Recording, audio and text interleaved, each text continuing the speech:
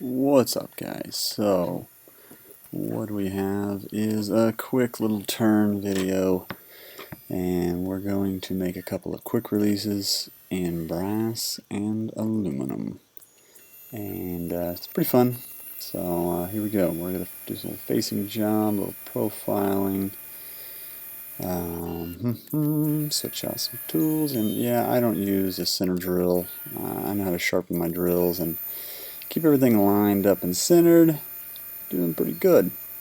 And lower your feed rate a little bit when you first start. You'll be alright. Works for me anyway. And here we go. We're going to cut it off with a little chamfer on the end there.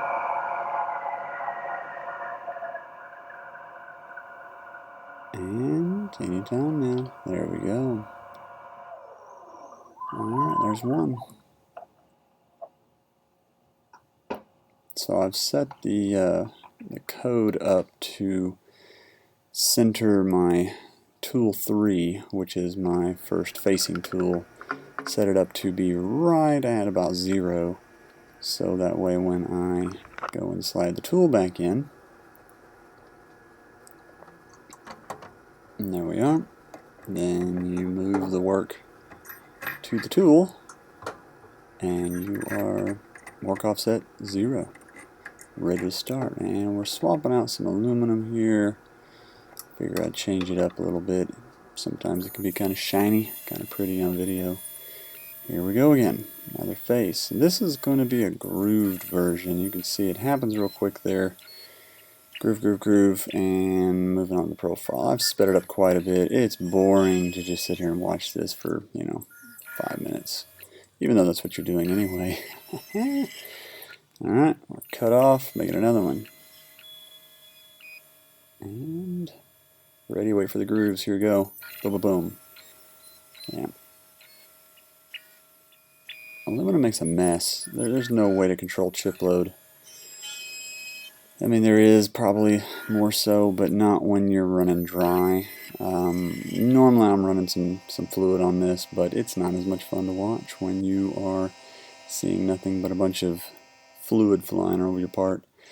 And we're just going to face off the end there where the cutoff tool doesn't quite get.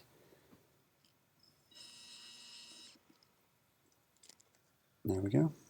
Now we're set up in my sort of homemade rig here to cut some holes. There we go. There's one, there's two, there's three. Having some fun. And we go with the string of chips again. Lots of fun there. And you can do some more pecking. And I'm trying to be kind of quick here, but more pecking means a lot better. And we've got our tumble media.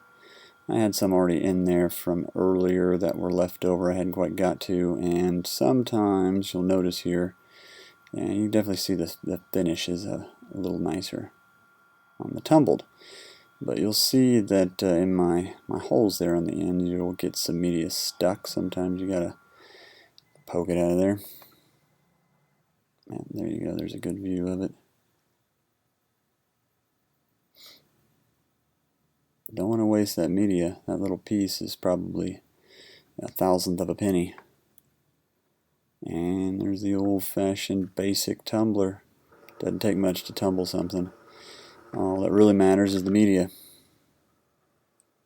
I don't know who that guy is. And here we go.